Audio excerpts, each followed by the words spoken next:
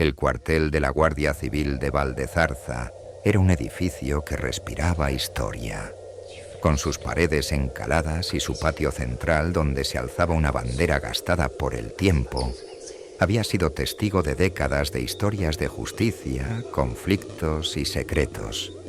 Aunque el pueblo donde se encontraba era pequeño y pintoresco, el cuartel había adquirido una oscura reputación en los últimos años. Algo en sus corredores parecía ensombrecer las vidas de quienes servían en él. Una sensación de incomodidad que pocos admitían, pero que todos sentían. El sargento Julio Pastor era un hombre recto y disciplinado. Tras 20 años de servicio, había ascendido a dirigir el cuartel de Valdezarza, una asignación que había aceptado con cierto recelo. La unidad llevaba tiempo siendo objeto de rumores, de voces que insinuaban irregularidades en las operaciones y desapariciones de pruebas en casos importantes. Pastor, quien creía firmemente en la integridad del cuerpo, decidió que pondría fin a esas sospechas. Desde su llegada, Julio notó detalles que no encajaban. Había archivos incompletos en la sala de documentación, evidencias que parecían haberse extraviado en casos recientes y una inexplicable falta de registros sobre las actividades de algunos agentes. El cabo Tomás Guerra, su segundo al mando, evitaba sus preguntas con evasivas, mientras otros agentes parecían más preocupados por cumplir horarios que por resolver los delitos que llegaban a su mesa. Una noche, mientras revisaba expedientes antiguos en su despacho, Julio encontró algo extraño. Un informe sobre un caso de contrabando de hace 5 años que nunca se había cerrado oficialmente. El documento, marcado como resuelto, describía la incautación de un camión con armas ilegales en un camino secundario del pueblo. Sin embargo, las evidencias del caso no estaban en el almacén. Los números de serie de las armas no aparecían en el sistema y no había registros de que se hubieran destruido. Más inquietante aún fue la lista de agentes involucrados en la operación. Varios de ellos habían dejado el cuerpo poco después del caso y otros habían sido ascendidos rápidamente a puestos más altos. Lo que más llamó su atención fue el nombre del teniente Miguel Salinas, el anterior comandante del cuartel. Según los informes, Salinas había desaparecido sin dejar rastro un mes después de aquella operación, algo que no había sido mencionado en el traspaso de mando cuando Julio asumió su puesto. Al día siguiente, Pastor decidió hablar con Guerra sobre el caso. El cabo, visiblemente incómodo, intentó minimizar la importancia del asunto. «Es historia antigua, mi sargento», dijo Guerra, ajustándose nerviosamente el cuello del uniforme. «Ese caso ya está cerrado. No merece la pena remover cosas que podrían traernos problemas ahora». La respuesta encendió todas las alarmas en Julio. Decidido a investigar, ordenó a Guerra que le diera acceso a los registros de comunicación del cuartel de los últimos 5 años. Esa noche, se encerró en su despacho con una pila de papeles y su ordenador portátil. Lo que encontró lo dejó sin aliento. Había patrones en las operaciones del cuartel que indicaban algo más que negligencia. Llamadas sin registrar en horarios inusuales, vehículos oficiales que aparecían en lugares fuera de su jurisdicción y agentes que firmaban documentos a pesar de estar supuestamente de baja. Lo más perturbador eran las desapariciones. Desde la operación del camión con armas, 5 personas relacionadas con el caso habían desaparecido. 2 civiles, un periodista y 2 agentes, incluyendo al teniente Salinas. A medida que las piezas del rompecabezas empezaban a encajar, Julio se dio cuenta de que estaba frente a algo mucho más grande de lo que imaginaba. Las irregularidades apuntaban a una red de corrupción dentro del cuerpo, una que utilizaba el cuartel de Valdezarza como fachada para operaciones ilícitas. Pero lo que no podía explicar era la desaparición de Salinas. Según los registros, el teniente había abandonado el cuartel una noche después de recibir una llamada anónima. Su coche apareció días después en un barranco vacío y con rastros de sangre en el asiento del conductor. La tensión aumentó cuando Julio encontró algo más. Un informe oculto entre los archivos que hablaba de una visita al cuartel realizada por un inspector externo poco antes de que Salinas desapareciera. En el informe se mencionaban conductas irregulares en las operaciones del cuartel y una recomendación para iniciar una auditoría interna. Pero la auditoría nunca se llevó a cabo. Esa noche, mientras repasaba los documentos, Julio escuchó un ruido en el pasillo. El sonido de pasos lentos y pesados se acercaba a su despacho. Al abrir la puerta no encontró a nadie. El corredor estaba desierto, pero el eco de los pasos persistía, como si alguien estuviera caminando justo detrás de él. Volvió a su escritorio, intentando concentrarse en los informes. Sin embargo, no podía sacudirse la sensación de que lo estaban observando. Las luces parpadearon varias veces y el viejo reloj de pared del despacho, que nunca funcionaba, comenzó a moverse lentamente, marcando una hora incorrecta. Las 3 en punto. Julio sabía que debía mantener la calma, pero su instinto le decía que algo estaba profundamente mal en ese cuartel. Había desenterrado algo que muchos querían mantener enterrado, pero ahora parecía que no solo eran los vivos los que estaban interesados en proteger esos secretos. A la mañana siguiente, encontró una nota en su escritorio. Era un pedazo de papel amarillo, viejo y arrugado, con una única frase escrita a mano: «El pasado nunca se queda en el pasado». Julio comprendió que estaba al borde de algo peligroso, algo que no solo ponía en riesgo su carrera, sino su vida. Lo que no podía imaginar era que los verdaderos horrores apenas comenzaban. El sargento Julio Pastor no perdió tiempo en tomar acción tras encontrar la misteriosa nota en su escritorio. Aunque aparentó normalidad al reunirse con los agentes del cuartel esa mañana, su mente estaba en constante alerta. Las palabras escritas en aquel papel parecían cargadas de amenaza, y Julio sabía que de seguir investigando podría estar poniéndose en la mira de alguien, pero, lejos de amedrentarse, decidió que descubriría la verdad. Esa misma tarde, Julio interrogó a Tomás Guerra nuevamente, esta vez en privado. El cabo, visiblemente nervioso, intentó zafarse con las mismas evasivas. Sin embargo, el sargento utilizó su autoridad para presionarlo, acusándolo de negligencia y posible encubrimiento. Guerra, incapaz de soportar más la presión, confesó algo impactante. «Sargento, yo no quería involucrarme en nada», balbuceó con la frente cubierta de sudor. Todo comenzó con Salinas. Él dirigía todo esto. Pero cuando las cosas se salieron de control, desapareció. Y desde entonces nadie quiere hablar de eso. Julio apretó los puños. Por fin tenía una confirmación de que Salinas estaba involucrado. Pero Guerra no parecía saber mucho más. Lo que mencionó después fue aún más perturbador.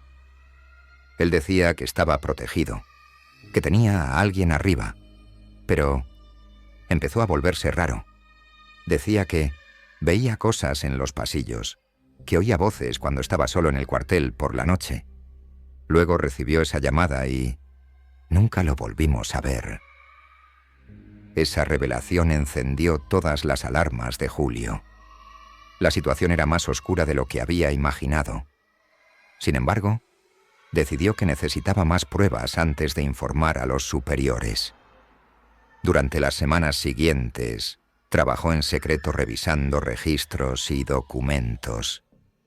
Su investigación lo llevó a descubrir un patrón inquietante. Cada vez que el cuartel se involucraba en operaciones ilícitas, una parte significativa del dinero confiscado desaparecía sin dejar rastro. Además, las pruebas de varios casos se reportaban como destruidas antes de que se llevara a cabo un juicio. Lo más escalofriante llegó una noche cuando Julio decidió inspeccionar el almacén de evidencias. Era un lugar frío y mal iluminado, lleno de estanterías metálicas cubiertas de polvo. Mientras buscaba alguna irregularidad, tropezó con una caja etiquetada como Caso Archivado 2018. Al abrirla encontró fotografías, documentos y grabaciones relacionadas con el caso del camión de armas. Sin embargo, lo que más llamó su atención fue un cuaderno pequeño con anotaciones hechas a mano. El cuaderno pertenecía al teniente Salinas. En sus páginas había registros de los nombres de agentes, civiles y contactos externos que participaban en la red de corrupción. Pero a medida que avanzaba en la lectura, las anotaciones se volvían erráticas, casi paranoicas. Salinas mencionaba una figura observándolo en las noches, describía sueños perturbadores y una creciente sensación de que alguien o algo lo acechaba. De repente, el sargento escuchó un ruido detrás de él. Giró rápidamente, pero no vio nada. A pesar de ello, la temperatura en la habitación parecía haber bajado varios grados. Respiró hondo y continuó revisando la caja, encontrando algo más. Una llave vieja, oxidada, que estaba envuelta en un pedazo de tela. Esa misma noche, Julio decidió investigar más a fondo. Recordó un área del cuartel que había sido clausurada por reformas hacía años, el sótano. Preguntó a Guerra y a otros agentes sobre ese lugar, pero todos evitaron responder directamente, diciendo que no había nada importante allí. Sin embargo, Julio no podía ignorar la sospecha de que la llave podría pertenecer a alguna puerta olvidada en ese lugar. Cerca de la medianoche, decidió bajar al sótano. El acceso estaba cubierto por una vieja puerta metálica que crujió al abrirse. El aire allí era denso, cargado de humedad, y las paredes estaban cubiertas de moho. Usando una linterna, avanzó por el pasillo, encontrando varias habitaciones vacías y llenas de escombros. Finalmente, llegó a una puerta al final del corredor que tenía un candado oxidado. La llave encajó perfectamente. Lo que encontró al otro lado lo dejó helado. Era una habitación pequeña y oscura, con un altar improvisado en el centro. Sobre la mesa había velas apagadas, una Biblia abierta y un cuaderno de notas. Las paredes estaban cubiertas con símbolos extraños, algunos tallados directamente en la piedra. En el cuaderno encontró algo perturbador: las últimas anotaciones de Salinas. No hay escapatoria. Nos observa desde dentro del cuartel. Cada vez que intentamos alejarnos de esto, nos encuentra. Si lees esto, aléjate mientras puedas. Mientras leía, la linterna comenzó a parpadear y un sonido metálico resonó en el pasillo. Julio sintió como el aire se volvía más pesado, como si una presencia invisible llenara la habitación. De repente escuchó pasos apresurados acercándose. Salió corriendo, cerrando la puerta tras de sí y subiendo las escaleras lo más rápido que pudo. Al llegar a su despacho, Julio intentó calmarse, pero cuando revisó el cuaderno nuevamente, descubrió que muchas páginas estaban ahora en blanco. Las palabras parecían haber desaparecido, como si nunca hubieran estado allí. Sin embargo, la última página todavía tenía una frase que parecía estar escrita con sangre. No te detendrás hasta ser parte de esto. La paranoia comenzó a consumirlo. Cada vez que estaba solo en el cuartel, sentía una presencia invisible, algo que parecía seguirlo y observarlo desde las sombras. Julio sabía que había desenterrado un secreto peligroso, uno que no solo involucraba corrupción, sino algo mucho más oscuro. A pesar de sus crecientes temores, el sargento decidió continuar con su investigación. Sabía que había llegado demasiado lejos como para retroceder, pero no podía imaginar el verdadero horror que estaba por desatar.